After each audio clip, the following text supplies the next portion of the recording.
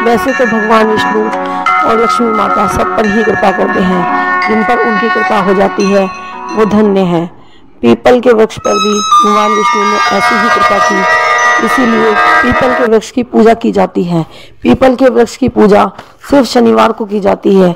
ऐसा क्यों है कि पीपल का वृक्ष सिर्फ शनिवार को ही पूजा जाता है, बाकी दिनों में नहीं पूजा जाता है? ऐसा क्यों है? आइए चलिए बताते हैं। जब समुद्र मंथन करने से जो रत्न देवताओं को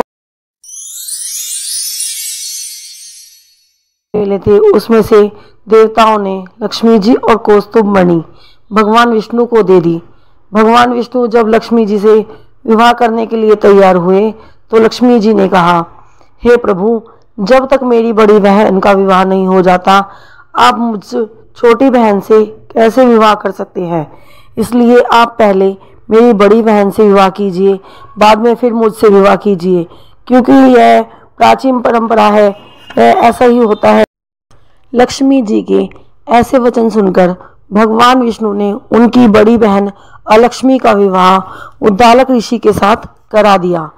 वह अलक्ष्मी बड़ी कुरूपा थी,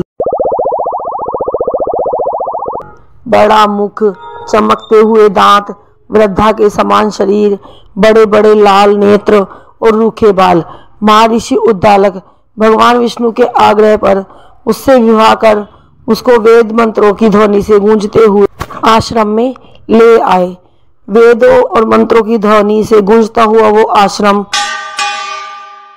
हवन के पवित्र धुएं से सुगंधित, और इतना सुंदर आश्रम को देखकर वह अलक्ष्मी बहुत दुखी हुई। लक्ष्मी जी की बहन अलक्ष्मी महर्षि उद्दालक से बोली, इस आश्रम में वेद ध्वनि हो रही है, यह स्थान मेरे रहने योग्य नहीं है, इसलिए तुम मुझे किसी दूसरी जगह ले चलो।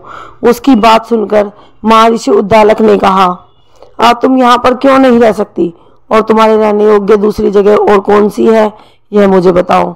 अलक्ष्मी जी ने कहा, यहाँ जहाँ पर वेद ध्वनि होती है, अतिथियों का सत्कार होता है, यज्ञ आदि होते हैं, उस स्थान पर मैं नहीं रह सकती। जहाँ पर पति पत्नी आपस में प्यार हो, पितरों के निमित्त यज्ञ होते हो, देवताओं का पूजन होता हो, वहाँ पर मैं नहीं रह सकती।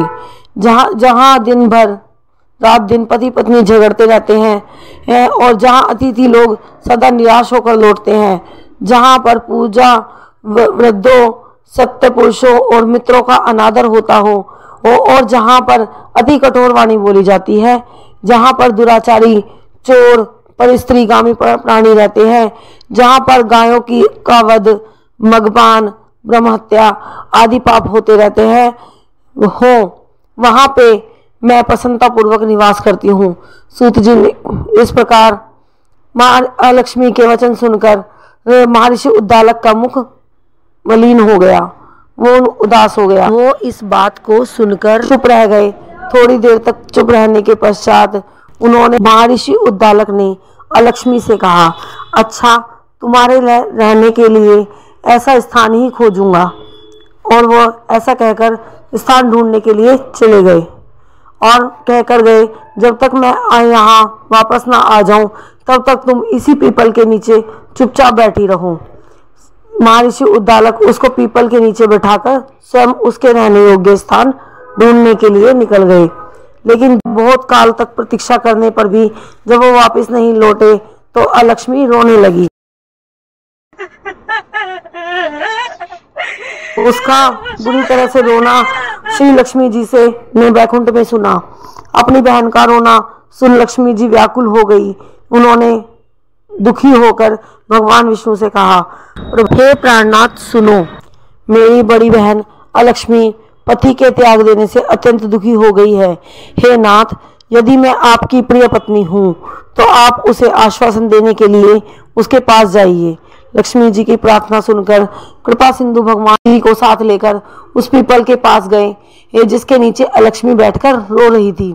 उसको आश्वासन देते हुए भगवान विष्णु ने कहा, हे अलक्ष्मी, इसी पीपल की जड़ में तुम सदा सदैव के लिए निवास करो, क्योंकि मेरे ही अंश से इसकी उत्पत्ति हुई है और इसमें मेरा निवास रहता है। प्रति वर्ष गृहस्थी लोग तुम्हारा पूजन करेंगे और उन्हीं के घर में तुम्हारी छोटी बहन लक्ष्मी निवास करेगी। जो भी स्त्रियां अनेक प्रकार के उपहारों से तुम्हारी पूजा करेंगी और जो भी मनुष्य पुष्प, धूप, गंध आदि से तुम्हारी पूजा करेंगे, तभी लक्ष्मी उन पर प्रसन्न होगी और उनके घर में निवास करेगी।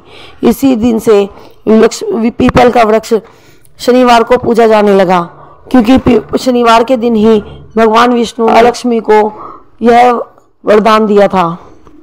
पीपल और अलक्ष्मी की यह कथा जो भी पढ़ता, सुनता और दूसरों को सुनाता है, उस पर लक्ष्मी जी बहुत प्रसन्न होती हैं और उनके घर धन धान्य से पूर्ण कर देती हैं। इसीलिए सभी लोगों को यह अलक्ष्मी और पीपल की कथा पीपल के वृक्ष के सामने जरूर बोलनी चाहिए या पढ़नी या सुनानी चाहिए। इसी के साथ मिलते हैं नेक्स्ट वीडियो में। जय श्री हरि विष्णु, जय माता महालक्ष्मी।